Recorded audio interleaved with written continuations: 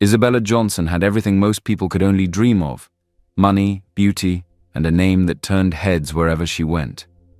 As the only daughter of the owner of a world-famous fashion brand, she had been in the spotlight her entire life. From magazine covers to exclusive parties, Isabella was always the center of attention. But none of it made her happy. Behind the designer dresses and expensive jewelry, she felt empty.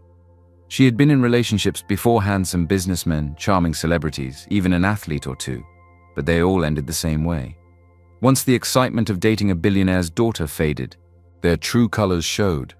Some used her for money, others wanted status, and a few saw her as nothing more than a prize to show off.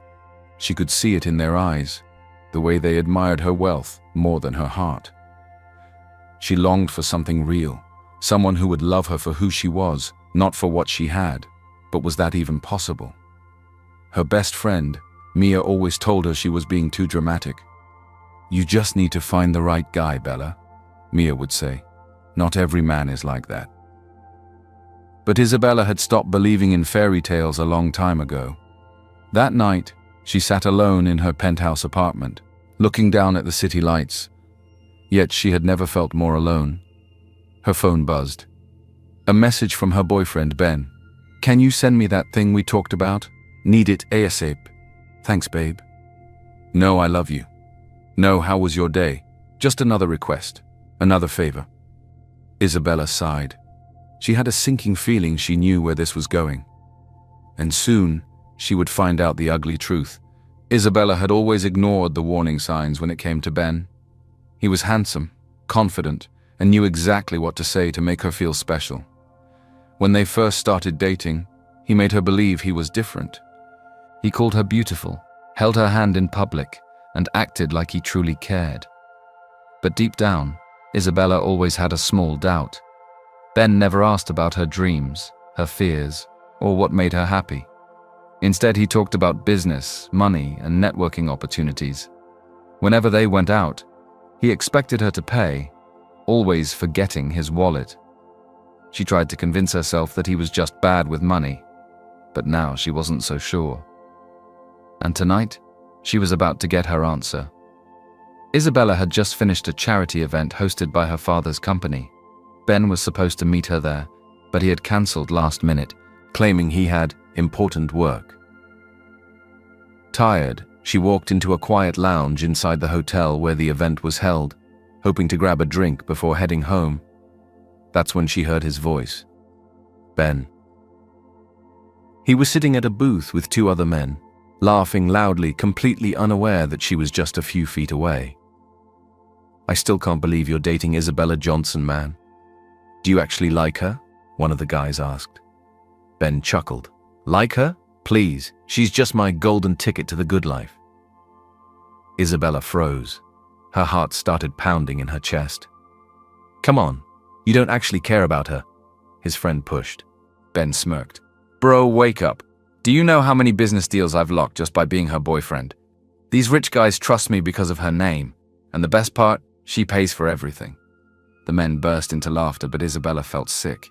"Damn, you're smart," the other guy said. "So what's the plan? Marry her and take half?" "Hell no," Ben scoffed. "I'll stick around until I get what I need, then I'll move on." "You think I actually want to spend my life with her? Once I'm set, I'm out." Isabella couldn't listen anymore. Her vision blurred and she clenched her fists, fighting back the tears. This whole time she had been nothing but a stepping stone to him. She stormed out of the lounge, her mind racing. She wanted to scream, to confront him, to make him regret every word. But what was the point? He wasn't worth her time. That night, as she sat alone in her apartment, Isabella made a decision. She was done wasting time on fake love. If men only saw her as a bank account, then she needed a way to test them, to see if any guy out there could love her for who she truly was, and she knew exactly how to do it. She picked up her phone and called Mia. "I need your help," she said. Isabella sat across from her father in his large office in the heart of Lagos City. The office smelled of expensive wood polish and fresh coffee, but Isabella barely noticed. Her father, Chief Johnson, was a powerful businessman, respected, feared, and admired in the fashion industry. But today, he was just a father, watching his daughter with worry in his eyes. "I need a break, Daddy," Isabella said, her voice firm but calm. Chief Johnson rubbed his head and leaned back in his chair. "A break? From what? Your business? Your life?" "From everything," Isabella said, looking down at her hands. "From being Isabella Johnson." Her father frowned. "Is this about that Ben boy? I told you from the start. He was no good." "It's not just Ben, Daddy," she sighed. "It's every man I've ever been with. They all want me because of my father's name, my money, my lifestyle. Nobody sees me for who I really am." Her father was quiet for a moment. Then he said, "So what do you want to do?" Isabella took a deep breath. "I want to go somewhere far from here.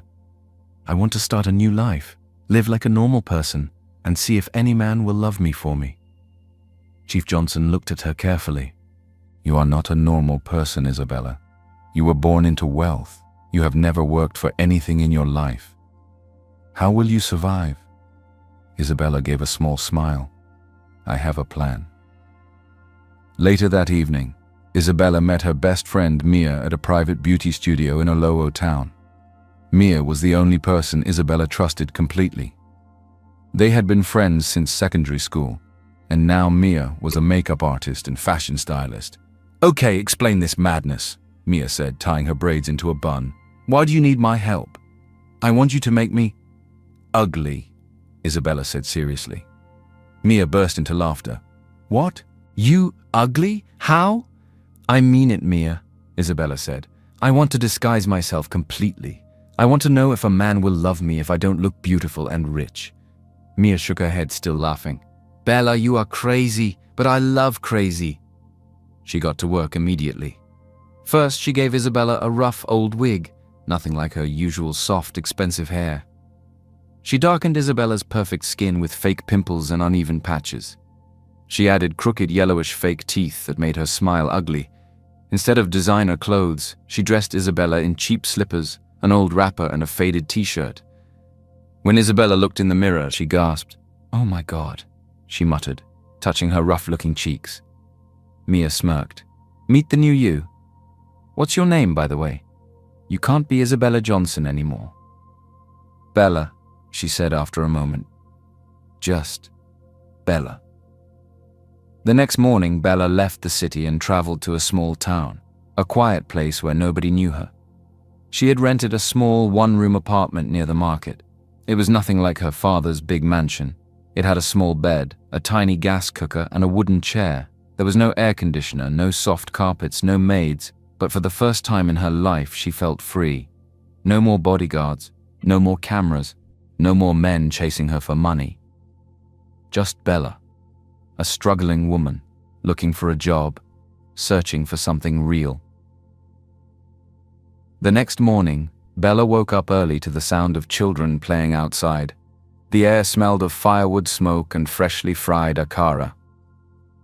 She had slept on a thin mattress on the floor, her back aching slightly. There was no housekeeper to bring her tea, no driver waiting to take her anywhere, just her and her new reality. Today was the day. She needed a job. Bella took a deep breath. "I can do this."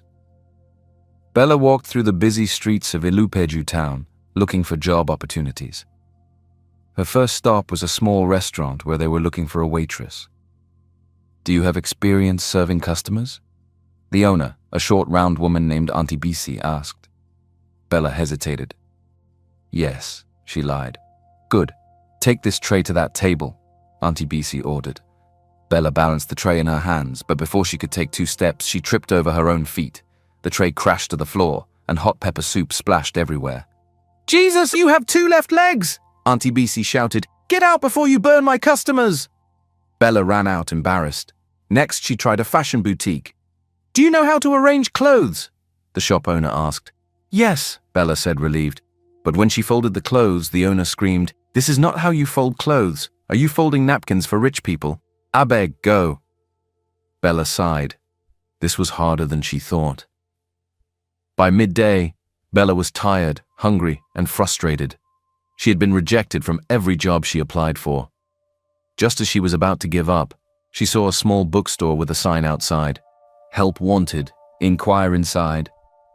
Bella took a deep breath and pushed the door open. The bookstore smelled like old paper, and fresh coffee books were stacked neatly on wooden shelves, and a small fan hummed in the corner. Behind the counter sat an elderly woman with warm eyes and silver-streaked hair. "Good afternoon, Ma," Bella greeted. The woman looked up and smiled. "Good afternoon, my dear. How can I help you?" "I saw the sign outside," Bella said. "I'm looking for a job." The woman studied her. "Have you ever worked in a bookstore before?" Bella thought of all the books in her father's library, expensive hardcovers that were only for decoration. She had never touched them. "No," she admitted, "but I learn fast." The woman nodded. "What's your name?" "Bella." "Well, Bella, I'm Mrs. Kemi. You can start tomorrow." Bella almost hugged her. "Thank you so much, Ma." Mrs. Kemi smiled. "Just don't drop my books like a careless person, eh?" Bella laughed for the first time that day. Maybe this wasn't going to be so bad after all. Working in the bookstore was peaceful, but it was also a struggle. Bella had never swept a floor before, and the first time she did, Mrs. Kemi laughed at her technique. She couldn't believe how heavy books could be when arranging them on shelves. She missed air conditioning. The small fan in the corner could only do so much. But despite the struggles, nobody stared at her because of her father's name. Nobody cared about her money. She was just Bella, an ordinary girl working in a bookstore. And for the first time in her life, she felt like she belonged. She had finally begun to adjust to her new life in Ilupaju town. Every morning, she swept the bookstore floor, dusted the shelves, and arranged books.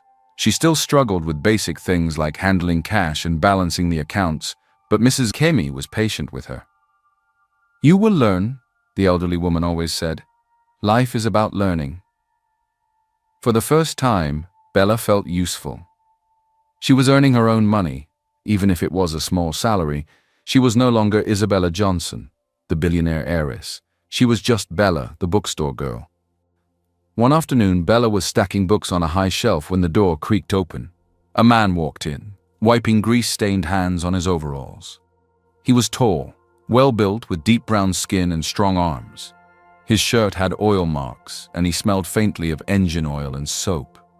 Bella watched as he walked past the romance section without a second glance and went straight to a small shelf in the corner labeled Motoring Engineering.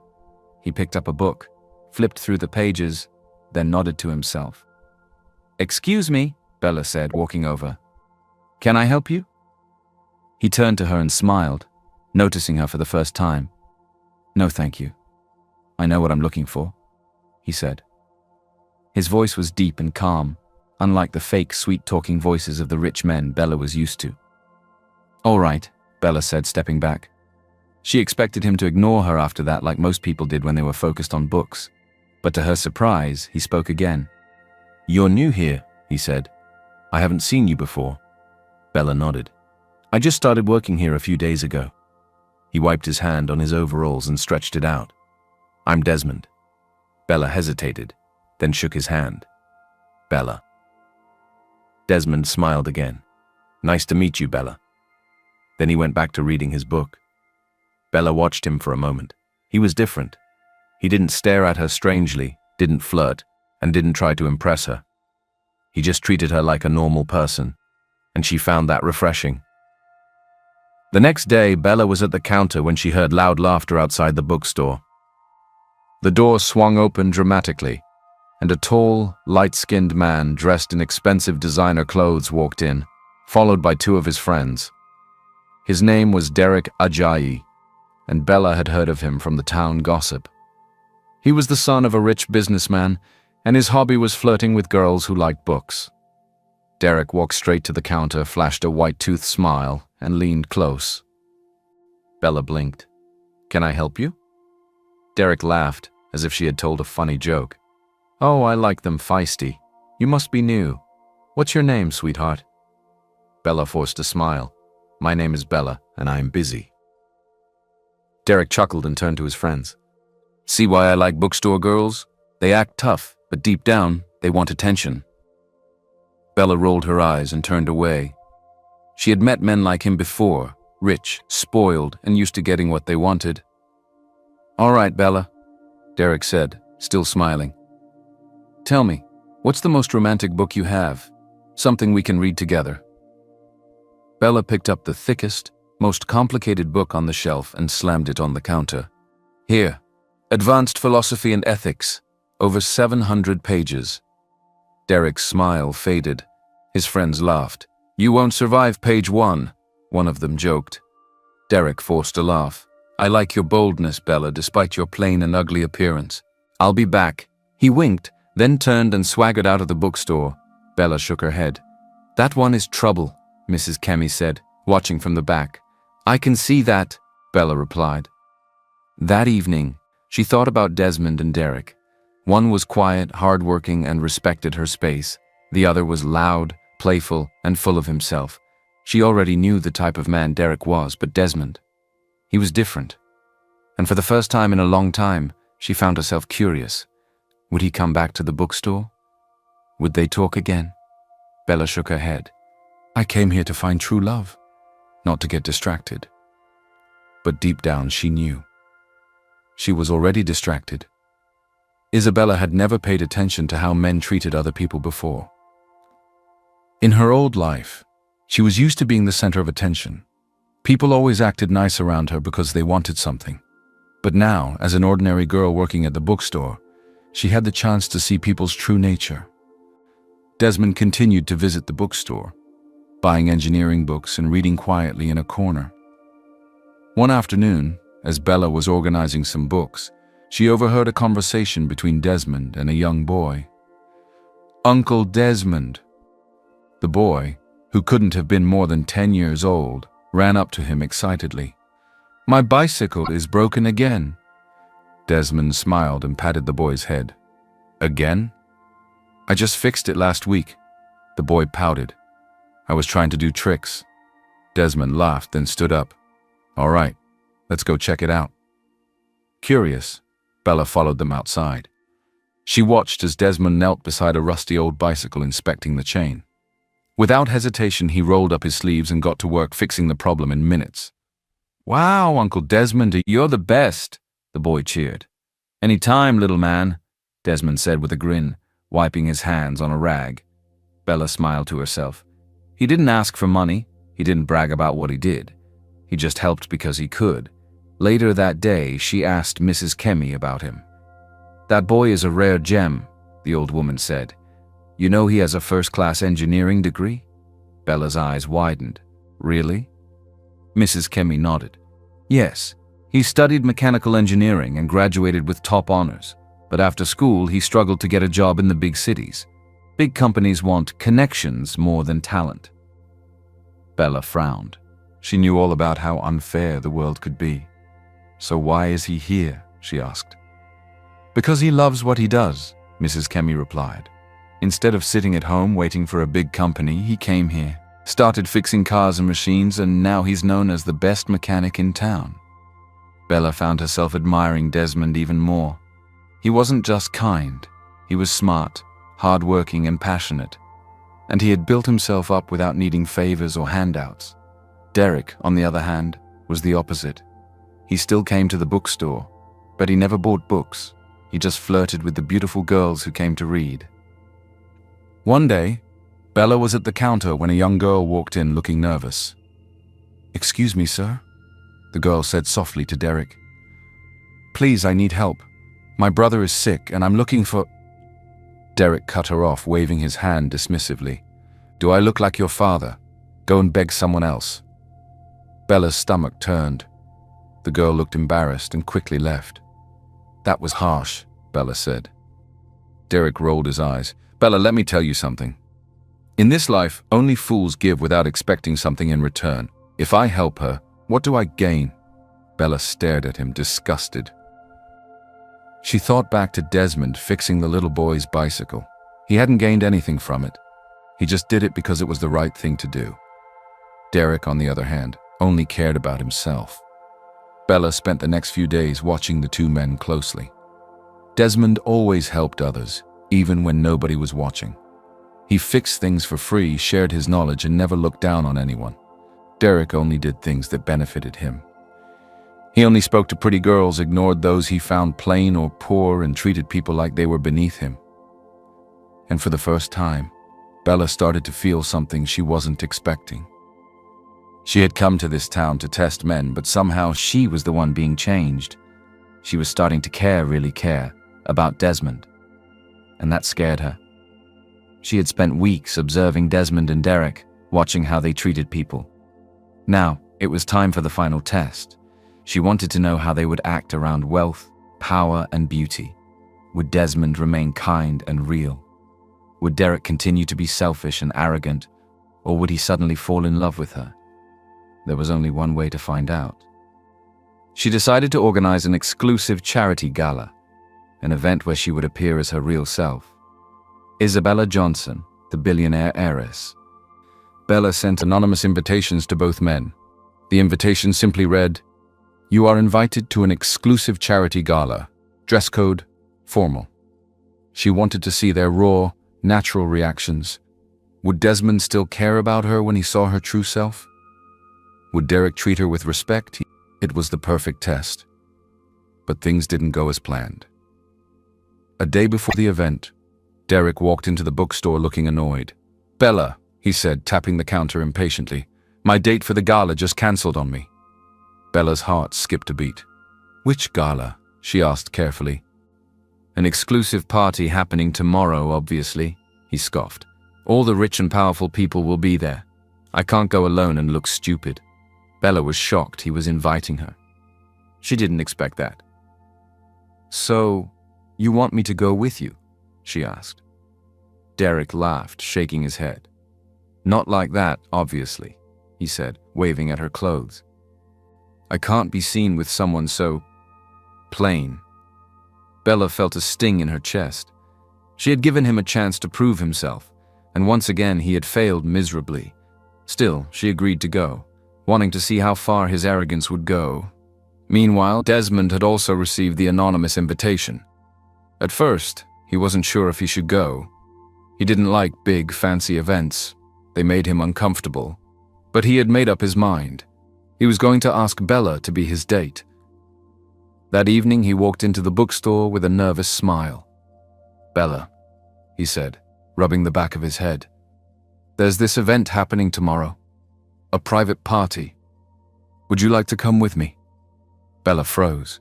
Desmond had wanted her to go with him, but now she was already going with Derek. Her chest tightened with guilt. I can't," she said softly. "I already promised someone else." Desmond's smile faded slightly, but he nodded. "That's okay," he said. "I just thought..." "Never mind." Bella wanted to tell him the truth, to explain that this was all a test. But it was too late now. All she could do was wait for tomorrow. The party was a grand event held at the most expensive hotel in the city. Expensive chandeliers sparkled above the ballroom. Guests wore designer clothes, showing off their wealth. Camera flashes filled the room, capturing the most important people in society. Derek arrived at the event ready to mingle. Bella soon joined him a moment later, wearing her best plain cloths and a rusty synthetic wig. The problem started immediately. She had deliberately dressed simply. She wanted to see how he would treat her in front of others. And she got her answer quickly. As soon as they stepped into the grand ballroom, people stared at them. Some laughed quietly, others whispered behind their glasses of champagne. Derek's embarrassment was instant. He glanced at Bella, his face twisting in horror. "What are you wearing?" he hissed, stepping away from her. "People are looking at us. I am very ashamed to be seen walking with someone so ugly. No makeup can save you." Bella swallowed hard. She had expected this, but it still hurt. Derek turned his back on her, pretending like she didn't exist. Instead, he walked towards a group of beautiful women, laughing and flirting with them. Bella stood alone in the middle of the grand hall, feeling humiliated. The man she had come with had completely abandoned her. Her chest tightened. She couldn't do this. She turned and ran out of the hall, her eyes blurring with tears. Meanwhile, Desmond had arrived at the party, looking uncomfortable in his borrowed suit. He wasn't used to this kind of life. Fancy lights, rich people, loud music. The only reason he had come was to find Bella, But when he arrived, she saw her running out of the grand hall, looking hurt and abandoned. Then he saw Derek laughing with other women, completely ignoring her. Desmond's jaw tightened. His heart raced. Something was very wrong. He ran after her, pushing through the crowd. "Bella!"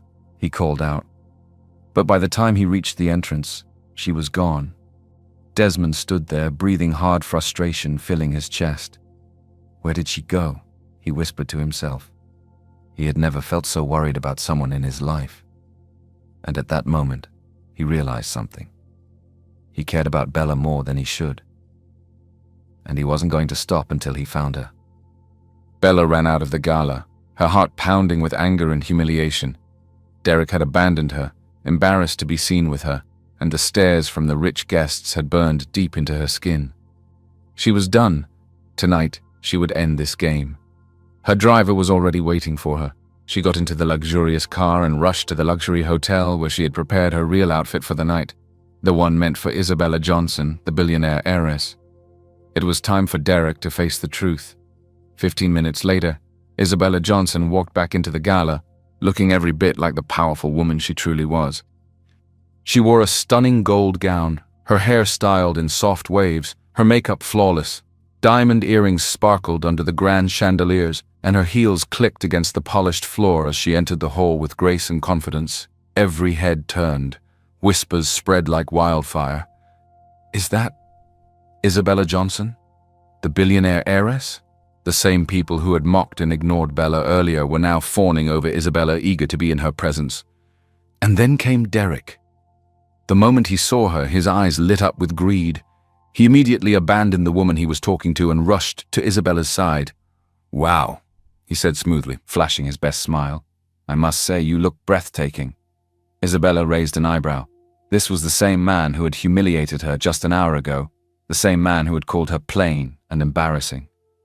And now, because she was rich and beautiful, he was practically begging for her attention. Pathetic. "Oh, really?" Isabella said, pretending to be interested. "And who are you?" Derek laughed confidently. "Ah, I am Derek Ajayi. Maybe you've heard of me?" "No," Isabella said bluntly. Derek's smile twitched, but he quickly recovered. "Well, I would love to get to know you better," he said, leaning closer. "Maybe we could—" "Excuse me, have you seen Bella?" A voice cut in. Isabella turned sharply. It was Desmond. His eyes were filled with concern as he looked around the hall, clearly searching for her. Unlike Derek, he wasn't interested in Isabella Johnson. He was worried about Bella, the simple bookstore girl. Isabella felt a lump in her throat. Desmond was the only man who hadn't changed. Even in a room full of the rich and powerful, his only concern was Bella, and that's when she knew a test was over. "Ladies and gentlemen," the announcer's voice rang through the hall, interrupting their conversation. "Please welcome our host for the evening, Miss Isabella Johnson." A round of applause filled the room as Isabella gracefully stepped onto the stage. Derek's eyes nearly popped out of his head. "Wait, what?" he whispered. The crowd fell silent as Isabella smiled confidently, scanning the room. Then, to everyone's shock, she reached into a small bag behind the podium and pulled out a wig. Without hesitation, she put on the rough brown wig she had worn as Bella, then slipped in the fake crooked teeth and rubbed a light layer of makeup to make her face look uneven. Gasps filled the room. In a matter of seconds, Isabella transformed back into Bella, the simple girl Derek had humiliated earlier. The entire hall froze in shock. Derek's face turned pale. No, this is a joke, right?" he stammered, laughing nervously. "This can't be. You're not Bella." "Oh, but I am," Isabella said, her voice cold. Derek swallowed hard, sweat forming on his forehead. Isabella took a deep breath and turned to the guests. "Many of you judged me tonight," she said, her voice calm but powerful. "You laughed at me, whispered about me, and treated me like I was beneath you, just because I looked ordinary." A few people in the crowd looked guilty. "But what you didn't know was that I was testing you." She turned to Derek. "And you, Derek Ajayi, failed miserably." The room was dead silent. Derek forced a smile. "Come on, Isabella. It was just a misunderstanding." Isabella held up a small microphone. Then, to Derek's horror, she pressed play, and his own voice boomed through the speakers. "People are looking at us. You'll need to do something about your look. I can't be seen with someone so plain and ugly." The guests gasped in horror. Derek froze his face, turning red with shame. "And then," Isabella continued, "as soon as you saw the beautiful, rich Isabella Johnson, you changed completely. You flattered me, chased me, and tried to impress me, because you thought I was important." A few people in the crowd snickered. Derek was finished. No, it's not like that." He tried to defend himself. "I was just joking earlier. Come on, Isabella, let's talk about this privately." Isabella smiled sweetly. "Why? Are you afraid of being embarrassed, Derek?" she said. "Because that's exactly what you did to me." Laughter rippled through the room. Derek's ego shattered into a million pieces. "I think we're done here," Isabella said. The crowd clapped and cheered, and Derek stormed out in humiliation. As the guests mingled, Isabella finally turned to Desmond. He was staring at her, his expression unreadable. "So, you were Bella this whole time?" he asked. She swallowed. "Yes." Desmond exhaled sharply. "I looked everywhere for you," he admitted. "When you ran out, I wanted to make sure you were okay." Her chest tightened. Even after everything, his only concern was her well-being. "You're not angry?" she asked softly. Desmond shrugged, a small smile forming. "I won't lie. I feel a little surprised, but I'm just glad you're okay." Isabella felt something stir in her heart. This was a man who had treated her the same way, whether she was Bella or Isabella. She had found her answer. And now, she had a new problem. What was she going to do about her feelings for Desmond? Desmond stood there, stunned as the reality of the situation sank in. Bella, the simple bookstore girl he had grown close to, was actually Isabella Johnson, the billionaire heiress. He had been looking for Bella all night, worried about her, only to find out that she had been right in front of him the whole time. Most men would have been angry or felt betrayed, but Desmond, he was just relieved. She was safe, and more than anything, he was still the same person around her. He took a deep breath and looked at her, his voice steady. "I don't care if you're Bella or Isabella," he said. "You're still you, and I still like you for who you are." Isabella's heart raced. You really mean that?" she asked softly. "I wouldn't be here if I didn't," Desmond said, smiling gently. She bit her lip, hesitating for a moment before finally gathering the courage to say what she had been holding back for so long. "Desmond, I have feelings for you," she confessed, her voice barely audible. Desmond's eyes softened, and for a second he just stared at her as if he was processing everything. Then he let out a small chuckle. "I think I knew that before you did," he said. Isabella laughed nervously, feeling a warmth spread through her chest. "So, do you feel the same?" she asked. Desmond took a deep breath, then nodded. "I do," he admitted. "But there's something I'm scared of." Isabella's heart sank. "What is it?" Desmond rubbed his head, looking conflicted. "I don't want people to think I'm with you because of your money or status," he said honestly. "People will talk, Isabella. Your circle, your family. They might think I'm taking advantage of you. You're not just Bella anymore." Isabella frowned. "Why should we care what they think?" she asked. "We know the truth, Desmond, and that's all that matters." Desmond sighed, but he still looked uncertain. "I just don't want to be that guy, the one who people say married rich just to escape struggle. I want to stand on my own 2 feet, to be my own man." Isabella's chest tightened. She understood his fear. She reached for his hand. "I know you, Desmond. You're not that kind of person. You have integrity, you have ambition. If anyone ever says otherwise, they don't know you." Desmond smiled softly, squeezing her hand. "You really believe in me, huh?" "More than you know," she whispered. There was a brief silence before Isabella brightened up. "If you're worried about standing on your own, I can help you get a job in the engineering field," she offered. But Desmond immediately shook his head. "No," he said firmly. "I appreciate it, but I don't want to take advantage of your connections. If I get a job, I want it to be because of my own efforts, not because of who I'm dating. Isabella felt admiration swell in her heart. This was exactly why she loved him. His humility, his pride in his hard work, his refusal to take shortcuts. I respect that, she said with a small smile. But just so you know, you'll always have my support no matter what. Desmond grinned. That's all I need. And then, just as they were talking, Desmond's phone beeped. He frowned and pulled it out, his eyes widening in shock. What is it? Isabella asked, concerned. Desmond stared at the screen, his hands slightly shaking. It's an email. From an international engineering company, he said slowly. Isabella's eyes widened and Desmond took a deep breath and read the message. Dear Mr. Desmond, we are pleased to inform you that after reviewing your application and interview, you have been selected for the position of lead engineer. Your salary will be... He paused, his mouth slightly open in disbelief. Then, he let out a breathless laugh. Isabella, I got the job, he exclaimed. Isabella squealed with excitement, immediately throwing her arms around him. Desmond, that's amazing, she said, hugging him tightly. You did it! You got it on your own, just like you wanted. Desmond hugged her back, pure joy radiating from him.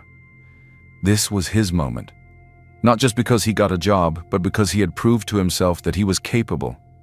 And Isabella couldn't be prouder. Over the next few weeks, Isabella and Desmond started fresh, this time with no disguises, no secrets, and no doubts. Their relationship blossomed naturally, built on trust, respect, and love. And surprisingly, when Isabella's father finally met Desmond, he was impressed. I can see why my daughter chose you, Chief Johnson had said. You are a man of dignity. Desmond had smiled and responded, Thank you, sir. I just love her for who she is. And that was the truth. Meanwhile, Derek's life took a different turn. After being humiliated at the gala, his reputation took a hit. People in the business world stopped taking him seriously, and women avoided him, knowing how two-faced he was. He had learned the hard way that money and status mean nothing if you don't know how to treat people right. And as for Isabella and Desmond, they had found what they had both been searching for all along: true love. A love that had nothing to do with looks, wealth, or power. Just two hearts, choosing each other, every single day. This was a beautiful journey about self-worth, true love, and the power of genuine connections. Isabella learned that not every man is after her money, and Desmond proved that real men build their own success. Lessons from the story: true love is not about money or status. It's about character. Real love survives without disguises or lies. The right person will love you for you.